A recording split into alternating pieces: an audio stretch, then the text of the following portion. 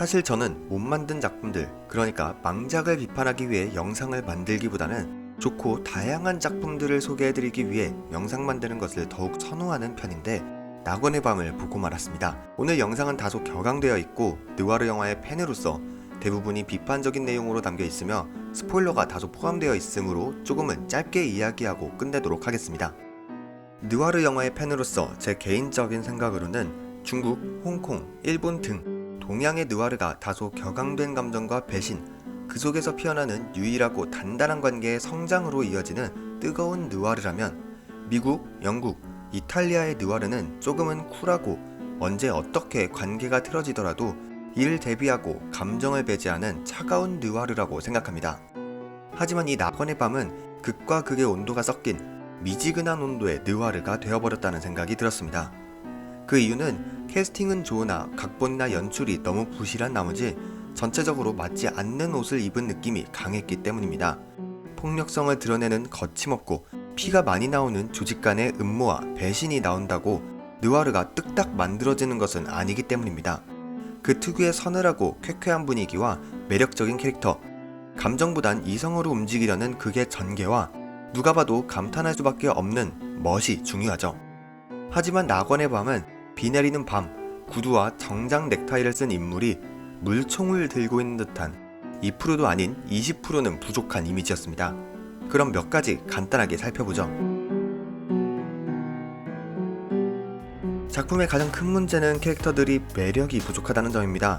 우선 태구부터 볼까요? 개인적으로는 엄태구 배우를 정말 좋아합니다. 어떤 배우도 갖지 못한 독보적인 목소리를 가지고 있지만 작품 중간중간 여전히 대사가 안 들리는 고질적인 문제를 잡지 못했고 내적으로 보자면 가장 커다란 고구마 같은 캐릭터가 되어버렸습니다. 작품에서 모든 슬픔과 우울함을 모두 때려 넣어서 관객들에게 감정이입을 시켜줬으면 최소한 결말에 가서 어느 정도는 해소를 시켜줘야 되는데 그냥 이용만 당하고 아픈 누나와 조카도 떠나보내고 조직의 보스에게 배신당하고 믿고 따르던 동생도 잃고 배신한 양사장을 끝내기는커녕 몇십 반을 그에게 칼침을 맞고 끝끝내 양사장의 손에 허무하게 마무리되다니요. 이 작품의 감독이 과연 태구라는 캐릭터에 대한 최소한의 존중을 한 것인지에 대한 의문이 들었습니다. 몰아치는 결말마저 재현에게 모두 할애해주다 보니 다소 허무주의적인 느낌이 들게 만들었죠. 이번엔 재현을 이야기해볼까요? 작품은 재현을 전형적인 힘숨찐 캐릭터로 만들었습니다. 아니 더 정확하게 말하자면 선택적 힘순 캐릭터죠. 총기를 잘 다룬다는 설정이지만 어딘가 사격 자세는 엉성하고 초반에 둘이 집으로 돌아와 쿠토를 향해 가는 과정에서 분명 묘하게 레온과 마틸다의 느낌도 날 수 있었지만 이마저도 갑작스레 고구마 캐릭터로 금세 탈바꿈시키죠. 이뿐만 아닙니다. 작품이 재현이라는 캐릭터를 마치 악녀의 수키나 니키타 같은 무적의 캐릭터로 각성시키기 위해 태구라는 인물을 소모시켰다는 생각을 지울 수 없었습니다. 그리고 마이사의 조직원들은 쿠토를 죽여가며 그 무기를 다 챙기면 도대체 뭐합니까? 횟집에서 좋기 20명은 넘어 보이는 건장한 조직원들이 총 한 자루를 안 가지고 있어서 재현에게 몰살당하다니요. 아니 지금 조선시대도 아니고 심지어 앞부분에서 쿠토의 창고를 털어가는 모습을 보여줬다면 최소한 조직원들도 몇 명은 총자루를 쥐고 있어야죠. 이건 어떻게 해서든 이 장면을 작품 안에 우겨넣고 싶어서 걸림돌이 될 만한 복잡한 부분들에 대한 고심이 전혀 없었다는 걸 반증한다고 밖에 느껴지지 않았습니다. VIP 때처럼 사건의 소용돌이에서 반발짝 물러나 있던 인물이 각성하고 일당백으로 쳐들어가 다 쓸어버리는 허무주의적인 결말. 만약 이런 연출이 한국식 느와르라면 한국의 느와르는 아직 한참 멀었다는 생각이 들었습니다.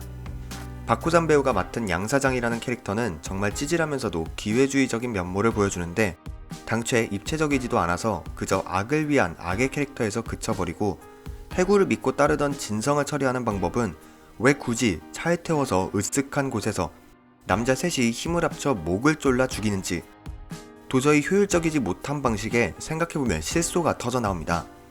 아, 박훈정 감독은 어쩌면 느와르는 폭력의 전시 그 이상도 그 이하도 아니라고 생각했을 수도 있습니다. 그렇지 않고서야 온갖 개연성 없는 폭력과 과격함을 이토록 나열하는 데 집중할 리가 없죠.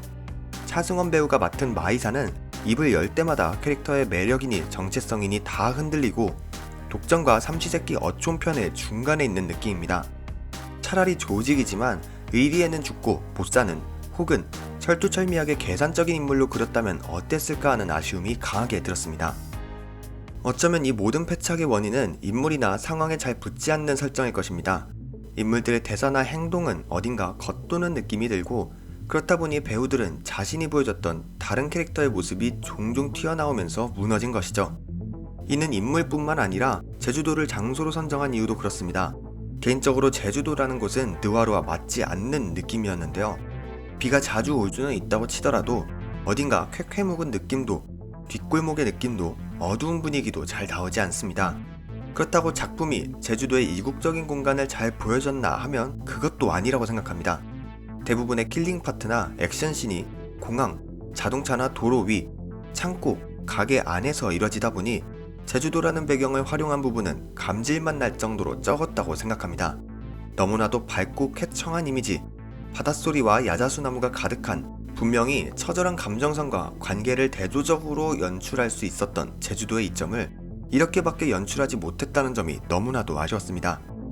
신세계라는 작품이 상징적인 대사와 은근한 비유가 어우러져 한국의 느와르를 살릴 수 있는 감독은 박훈정 감독이라는 생각이 들게 만들었다면 이번 낙원의 밤에서는 쓸데없이 많은 설명과 과장된 캐릭터들, 여전히 쿨하고 힙한 느와르보다는 감정에 움직이는 답답한 캐릭터들에 의해 아쉬운 점을 더했다는 게 제 개인적인 생각입니다. 저는 특정 감독에 대한 기대감을 가질 때 감독의 대표작보다는 그 감독의 최근작에 대한 걸 먼저 살펴봅니다. 신세계가 대표작이니 그 이후의 작품을 한번 살펴볼까요? 대호, 네, 그 다음 VIP, 네, 그 다음 마녀, 네, 여기서 느와르의 문법을 따지지 않는 대호나 어느 정도의 개연성을 배제하고 봐야 하는 마녀를 제외한다면 신세계, VIP, 그 다음에 느와르 작품이 낙원의 밤인데 여러분들은 어떻게 생각하시나요? 박훈정 감독은 분명 한국형 느와르를 대표하는 감독일 것입니다. 하지만 생각해보면 신세계의 감독이면서 VIP의 감독이기도 합니다. 인물들과 대사, 설정이 작품에 나오는 물회만큼이라도 버무려졌다면 얼마나 좋았을까 하는 생각이 들었습니다. 많은 분들이 신세계의 후속편을 기다리고 계실 겁니다. 저도 그렇고요. 하지만 박훈정 감독의 작품이 행보가 이렇다면 최소한 박훈정 감독의 신세계2는 기다리지 않는 게 더 나을 수 있다는 생각이 드는군요. 캐스팅의 문제, 촬영의 문제가 아닌 각본의 완성도를 신세계를 뛰어넘는, 아니 최소한 그 정도만큼이라도 쓸 수 없어 보이는 게 지금의 가장 큰 문제라고 생각합니다. 생각보다 영상이 길어졌습니다. 지금까지 영화등대였고요. 저는 다음번에 또 다른 리뷰 영상으로 찾아뵙도록 하겠습니다. 감사합니다.